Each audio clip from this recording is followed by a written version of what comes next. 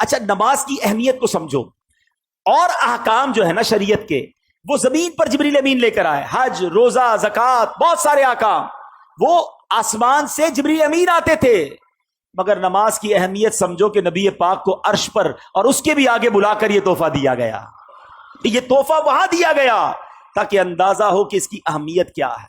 مگر جب میرے آقا واپس آ رہے ہیں تو حضرت موسیٰ علیہ السلام سے ملاقات ہوگی کہ اے محمد صلی اللہ علیہ وسلم رب کی بارگاہ سے کیا لائے ہو؟ پیارے آقا فرماتے ہیں کہ مجھے 50 نمازیں میری امت پر فرض کی گئی ہیں۔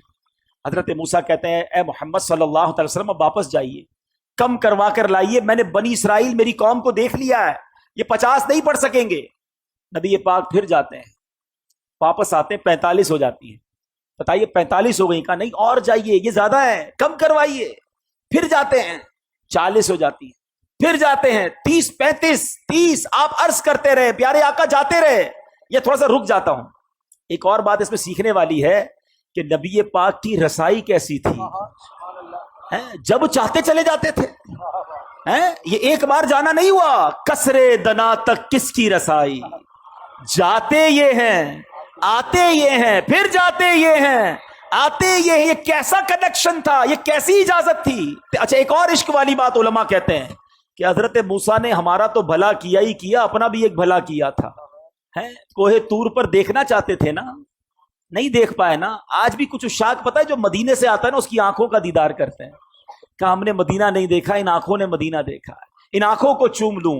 حضرت موسیٰ پیارے آقا کی ان آنکھوں کو دیکھنا چاہ رہے ہیں، حضور ذرا پھر دیکھ کر آئیے، میں پھر آنکھیں دیکھ لوں، آپ پھر اللہ کی بارگاہ میں جائیے، میں پھر آپ کی آنکھیں دیکھوں۔ بار بار نبی پاک جا رہے ہیں، آخر 5 ہو گئیں۔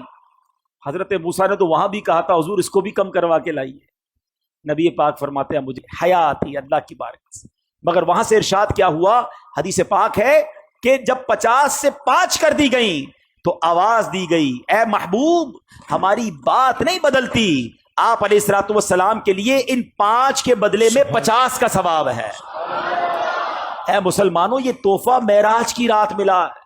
ایک اور عقیدے کی بات، عشق کی بات ہے، لوگ کہتے ہیں دنیا سے پردہ فرمانے کے بعد کوئی مدد نہیں کر سکتا، نمازیں وہ 5 پڑھتے ہیں، ہاں بھائی 50 نہیں پڑھتے، یہ مدد کس نے کی تھی، یہ مشورہ کس نے دیا تھا؟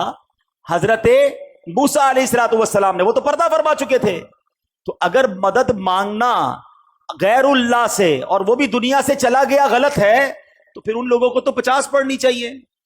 ہم تو مانتے ہیں بھائی کہ اللہ والے دنیا سے جانے کے بعد بھی مدد فرماتے ہیں۔ تو اب یہ سمجھنے والی بات ہے کہ یہ احادیث میں ہے، اللہ کے حبیب فرما رہے ہیں کہ مجھے حضرت موسیٰ نے کہا کہ جائیے واپس عرض کیجئے، تو اس کا مطلب یہ ہوا کہ اللہ کے نیک بندے اور انبیاء تو سبحان اللہ، انبیاء، صحابہ، اولیاء اللہ کے کرم سے یہ دنیا سے پردہ فرمانے کے بعد بھی مدد کرتے ہیں۔ یہ یقیناً ہمارا عقیدہ ہے کہ جتنے یہ جو بزرگان دین ہیں یہ مرنے کے بعد جو بھی ہیلپ کرتے ہیں یہ اللہ کی عطا سے کرتے ہیں، یہ ہمیشہ یاد رکھیے، بِإِذْنِ اللہ، اللہ انہیں یہ پاور دیتا ہے اور وہ رب کی عطا سے کسی کی مدد کرتے ہیں۔ ہر نبی، ہر ولی، ہر صحابی وہ محتاج ہے رب کا، رب کسی کا محتاج نہیں ہے۔ تو اگر یہ عقیدہ ہے تو اس میں کوئی پرابلم نہیں ہے اور اس میں کنفیوز ہونے کی بھی ضرورت نہیں ہے۔